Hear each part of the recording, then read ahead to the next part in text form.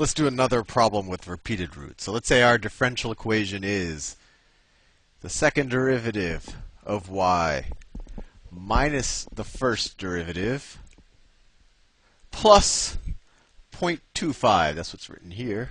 0.25 y is equal to 0. And they've actually given us some initial conditions. They said that y of 0 is equal to 2, and y prime of 0 is equal to 1/3. So like we've done in every one of these constant coefficient linear second order homogeneous differential equations, let's get the characteristic equation.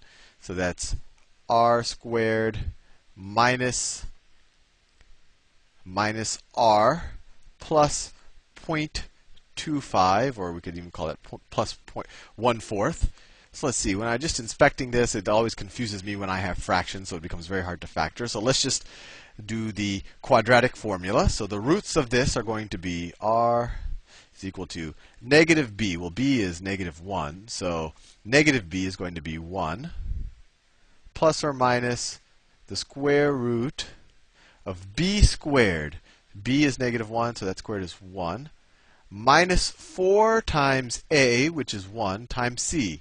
Well, 4 times 1 times 0.25, that's 1. Aha, so notice that when you have a repeated root, this under the square root becomes 0. And that makes sense because it's this plus or minus in the quadratic formula that gives you two roots, whether they be real or complex. But if the square root is 0, you're adding plus or minus 0, and you're only left with one root. Anyway, we're not done yet. And what's the denominator of the quadratic equation? 2a. So a is 1, so over 2. So our one repeated root is 1 plus or minus 0 over 2, or it equals 1/2. And like we learned in the last video, you might just say, oh well, maybe the solution is just y is equal to c e to the 1/2 x. But like we pointed out last time, you have two initial conditions, and this solution is not general enough for two initial conditions. And then last time we said, okay, if this isn't general enough, maybe some solution that was, some function of x times e to the 1/2 x, maybe that would be our solution. And we said, it turns out it is. And so that more general solution that we found, that we figured out that v of x is actually equal to some constant plus x times some other constant. So our more general solution is y is equal to c1 times e to the 1/2 x plus c2 times x e to the 1/2 x. Forgot the x here. Let me draw a line here so you don't get confused. Anyway, that's the reasoning. That's how we came up with this thing.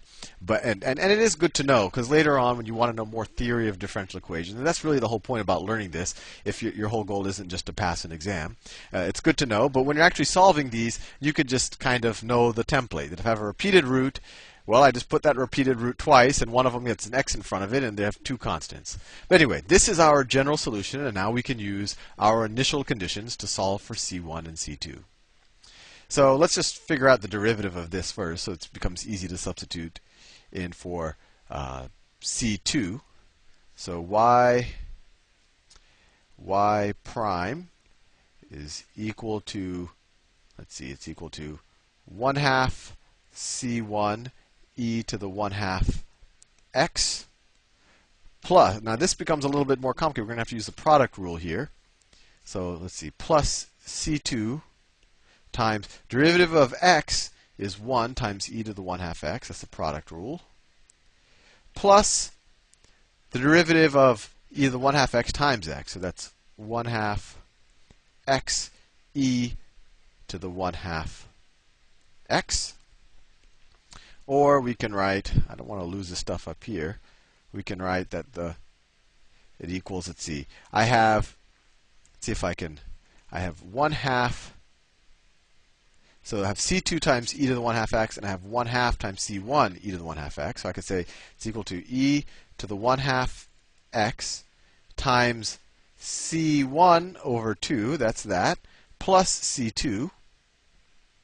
That takes care of these two terms, plus c2 over 2 x e to the 1/2 x.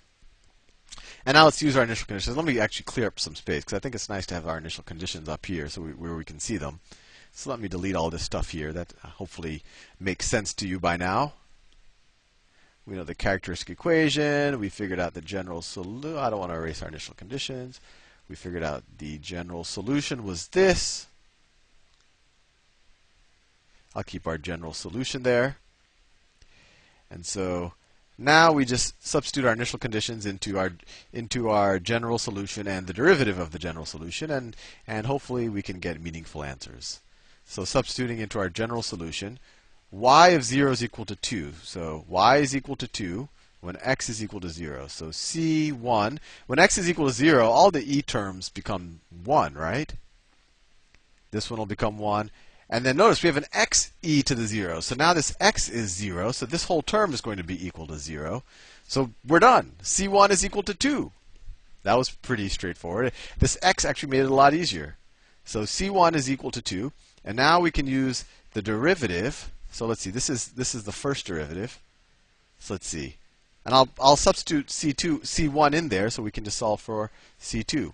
So our first derivative is y prime is equal to, let's see, C1 1/2 plus C2. So it's well, I'll write this first. It's equal to 2 over 2, so it's 1 plus C2 times e to the 1/2 x plus C2 over 2 times x e to the 1/2 x. There was an x here. So when x is equal to 0, y prime is equal to 1/3. So 1/3 is equal to, well, x is equal to 0. This will be 1, so it's equal to 1 plus C2. And then this term, when x is equal to 0, this whole thing becomes 0, right? Because this x just cancels out the whole thing. You multiply by 0, you get 0. So then we get 1/3 is equal to 1 plus C2, or that C2 is equal to 1/3 minus 1 is equal to minus 2/3.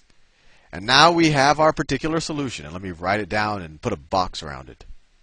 So this was our general solution. Our particular solution, given these initial conditions, for this repeated root problem is y is equal to C1. We figured that out to be 2 fairly quickly.